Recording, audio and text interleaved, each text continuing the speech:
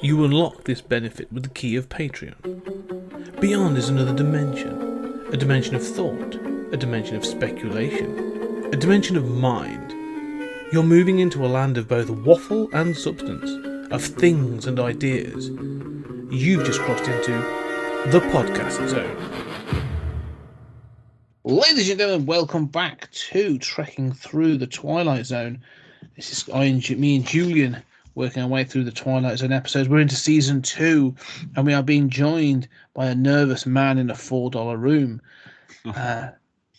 This is well. Actually, I won't spoil it yet. I'll start with you, Julian. Julian, what were your thoughts on this episode? I think this is, also sort of lackluster. I mean, I like the twist at the end. It's very subtle, but I quite like it. Mostly, it's a very nervous guy pondering his life, talking to his reflection, who is a confident version of himself who took another path, which is a solid idea for an episode. What about you? I actually really liked this episode for that reason. I really liked it. There was this idea of, and again, like it could be played different ways, but this idea of sort of like, when you meet him, like he's a proper like down and out, and he's trying to talk to this guy George, and he's been set. He worked for George to do odd jobs, but they're all obviously criminal. Like he's a lowlife, and the job he's been asked to do is to kill off this bar owner, this old guy. And he's been given a gun, and he's like, right, I've got to do this. Jackie which is the character's name. Jackie's going to be a killer, and he's sort of swinging back and forth on this is the reason I like it is because this is a crossroad moment in his life. Like if he does the job, he is a killer, and there's no coming back from that. Like he's convinced he's going to get caught. Like he said to himself, like I've never not been caught because I'm not very good at this. So if I kill this guy, I won't be in trouble with George, but I'm going to get caught. Or I don't do it, and I don't go to prison, but I might end up dead. I should have guessed that you would like this episode, because while I was watching it, I thought of the Red Dwarf episode, Confidence and Paranoia. There was actually another one. This reminded me of two other episodes as well. But Confidence and Paranoia is one of my favorites. Mm-hmm. Is definitely my favorite episodes. But this also reminded me of Ace Rimmer. This idea of like a decision being made at one point in your life and you going down this different path. And in Red Dwarf, they talk about it being the opposite. Like, Ace is held back a year and it made him. But also time slides, the one where they're able to jump into the photographs. And so they have the tension sheet.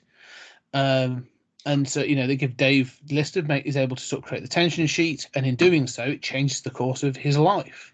And it's these little decisions, these ideas of little decisions. And one of the moment I like in this episode is that this reflection comes back, and it's done well. I have to admit, like the way it's set up, the effects in this, I mean, they're not stunning, but it looks good. Like I'm not taken out of the episode by this reflection thing, but it's saying to him like, well, no, look, you've had opportunity after opportunity. Like, you were in these street gangs, and it was easy to be in the street gangs because you just followed orders, and they dared you to do this, and then they dared you to do this robbery. And then you moved up from that to being an enforcer, sort of like, and collecting protection money, and like, and then there was this girl, and like, wow, she was really trying to help you out, and you instead took this other job, and you ended up going to the jail for 2 years, and she didn't wait, and she was, she got married in that time. I love how it sort of lays this out of like, you kept having these opportunities. And you constantly made the wrong choice. And you made the wrong choice because you were scared of those that were immediately in front of you. And and this reflection is going like, you've got to stop, because this is going to lead to this. And I like that. Let me play devil's advocate here. Mm-hmm. Right? So first of all, I love what you're saying, and I love that narration of how he got to this point. Right. Having said that, those were the decisions that should have been the turning point. At this point, he's already in deep enough. I mean, he seems to feel as if he's, Gademis, he's somebody who can't get away with anything, so he's confident he's going to get killed or he's going to get pinched. But, look, you're in the situation. He seems sure that he's going to be taken out, or, that he really has to do this mob killing. All right. Well, I mean, at this point, do the mob killing. Yeah. The time for deciding a different path in life was before this. And it seems a little simple that, he could just slap the mobster around and say, take your gun, Chucky. Yeah. I get what you're saying. I agree with that. The ending when he sort of stamps on his foot, punches him in the stomach, and then punches him across the face and walks out, and the gangster's like, oh my God, he stood up to me. Oh my God. This thing of if you just stand up to the bully, then they're going to back down, which is bullshit. Not with the mob, by the way. Yeah, I was going to say, doesn't quite work with gangsters in that way. Like, he'd be back and be like, oh, Big Dave, could you step in here, please? Brought my friends. Now we've got 2 people to kill. Yeah, and I get that. And so the ending, the actual ending of that, sort of the resolution of the thing, I don't like. I agree. Like, the moment he steps through that door, he's getting whacked. Like, there's no doubt about it. But I do like that it has this designation that killing is a line. Like, it's almost like up until this point, you have done stupid things. Not good things and really stupid things, but killing someone, taking a life, is that thing of like, it's almost like this is your point of no return. Like, you've had these opportunities and this is your point of no return.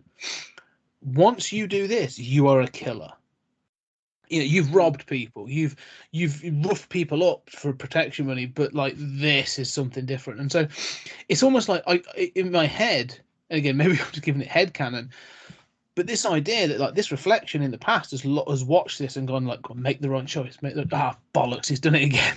And he's now coming forward and saying, like, look, basically you've got this path now. Like, you could have had this thing. You could have had a wife. You could have had a job. You could have had these things, but you were a coward and you've taken this route constantly.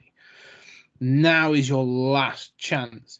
And it's this thing of like the whatever it is in the reflection, which I want to ask what you think it is in a reflection, takes over and is saying like, look, let me take the wheel. Like, let's make some better decisions before you really sort of like, cock this up. So that was for me, was this thing of like, I get what you're saying, the resolution's a bit weak and a bit namby-pamby, but I do like that this really is sort of like, look, use your like, last stop kind of thing. I don't know, what are your thoughts? I think that could be dramatized successfully. I didn't feel that. To me, killing somebody is an artificial threshold. I think you can make it a real threshold, like, wow, but he doesn't say that, right? He doesn't sit there with a gun and say, like, I've done bad things, but I don't even know this guy. I've never taken a life. And I mean, he looked down at that gun. You don't have those moments. And so it doesn't play up that sort of threshold moment, which I could buy. But I feel like he's done all of these things because he is a coward, right? And and it's been the easy choice. This is another easy choice. Kill the guy. Yeah. I mean, that's what's in this person's character. Kill the guy. You don't get to, have a moral crisis now. So to me, it seems like yes, it is a step up, but it's like, you're already up the flight of stairs. This is like one more to the top. Now you're going to develop a conscience. So that kind of bothers me. I don't feel like, I feel like the episode should play up it as a threshold to make its plot work better. The other thing I want to say is that, to me, the twist at the ending is that his confident self that he sees in the mirror is the good guy. Yeah. I don't think that it's clear. You say, like, the way you're describing this, the guy in the mirror is saying, like, you shouldn't have done this, you should have taken another path. But what the guy in the mirror is saying is, you were a coward. He's not saying you shouldn't have been a criminal. He's only objecting to, I thought And I thought for the whole episode, that the guy in the mirror, the confident guy, is basically going to go do this hit. That he's like, you are a coward. I'm going to take this gun and do what you have to do. And so to me, the twist at the end was, now maybe I'm misreading, but to me, the twist at the end was that the confident guy wouldn't have fallen in with these reprobate, criminals. Yeah, no, I did read it differently, because the confident version of the reflection is laying out, like, do you remember so and so? This woman, this girl, I forget the name they give it, but this girl that we've got, this woman that we met, and the cowardly version is like, yeah, well, what she was, oh yeah, what a hell of a, he calls her a kid, and the reflection says, no, she was a woman, and she offered us a way out. Like, she clearly wanted to help, and he says, like, I could have loved her, like, I could have been off and doing something else. To me, I read it as the confidence version saying, like, there's a better life, and it's, you've taken the easy. The thing I came away with was, because he says at the end, I'm going to get a job, I might get married, and again, maybe it's my headcanon, but I was taking it, he's saying, like, yeah, life is hard, and actually sometimes even to stay on the straight and narrow, like, you have to make that harder choice. And so, like, it's not always easy. Like, you're the coward, and you've taken the easy choices, because going against the gang is hard. Going against the sort of the mob is hard, because you've got yourself into these positions. I'm confident enough to walk away and set up a proper life. I'm going to give us a proper life, because we could have had this. I could have had that then, but you didn't. You didn't choose to have that. So I never thought he was going to do the hit. I thought it was always like, the confident version was like, no, look, I'm willing to sort of stand up to these people and to walk away. Yeah, I mean, I think the confident guy in the mirror does say this stuff about the girlfriend and falling in. But to me, and again, maybe I've misread it, but it's all about confidence, right? Because the central dilemma is this guy going to do the hit or not? And he doesn't want to do it. It is crystal clear he doesn't want to do it, and he's scared. He's a nervous guy in a $4 room. He's scared. To me, yes, to me, it's not really that the confident guy is saying you shouldn't have fallen in with crime. It's saying, you should have done it more confidently and not taking these bum jobs, and, maybe told the girl you loved her and been more careful. You get pinched because you're so anxious and silly about this. I don't think that the guy in the mirror says anything that's really explicitly anti-crime, as much as it is anti-cowardice. No, I'd agree it's anti-cowardice, but I still feel no. He does, because he says we could have had a real job at one point. He said, like, they actually said, when he talks about the girl, he talks about could have got married, could have had a real job. And so I do feel like that it's this idea of, like, because he keeps bemoaning the fact that he's in this shitty room. He says it's a $4 room. He says it's too hot and it's dirty and stuff. Like, he knows it's the lowest of the low. And the confidence version is saying, like, yeah, you brought us to this place. Like, I could have had a house and kids, and that's how I took it. It was like, there's a better version of this. I'm a better version of you.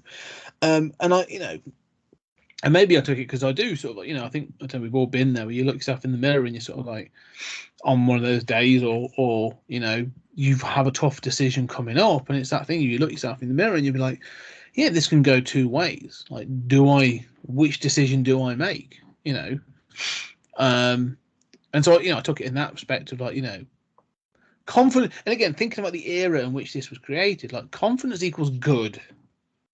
That was to me sort of like what was surprising and interesting about this episode. Right, is that the idea that if you're confident, you will stick up for yourself, and maybe it's a little after school special, like you don't have to do those drugs. Believe in yourself. Well, at the end of this episode, this guy's going to have a lot of fun cleaning people's houses for minimum wage. Yeah. I just throw murder, okay? That's all I want. It's just, you know. I don't know about this barman. He could have been a real douche. I don't know. He could be a terrible person. Like, you know, some people deserve killing, as they say. But yeah, I like this episode because that it has this idea of the dichotomy, and I like the way it plays out as well. And the resolution's a little sloppy. Like, a gangster sort of like gets punched once and runs off is pantomime at best. It's done well, but you know, like that. I like the punch, the way it's delivered and stuff. Yeah. I just don't. Yeah.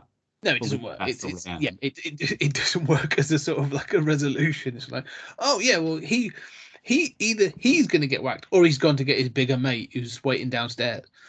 Just say no to organized crime.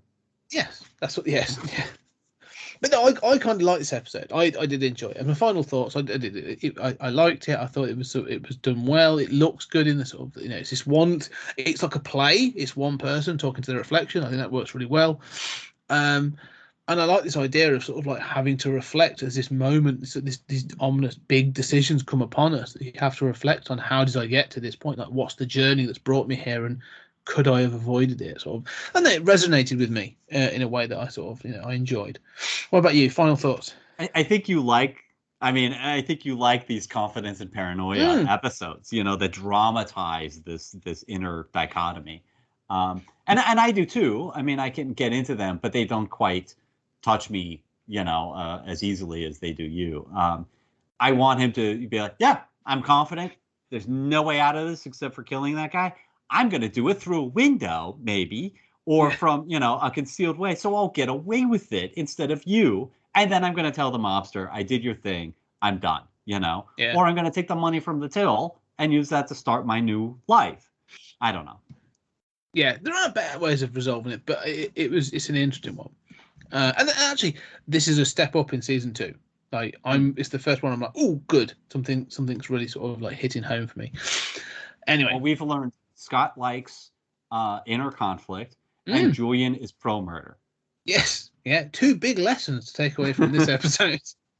Ladies and gentlemen, thank you for your support as always and your patronage, and we shall talk to you on the next episode.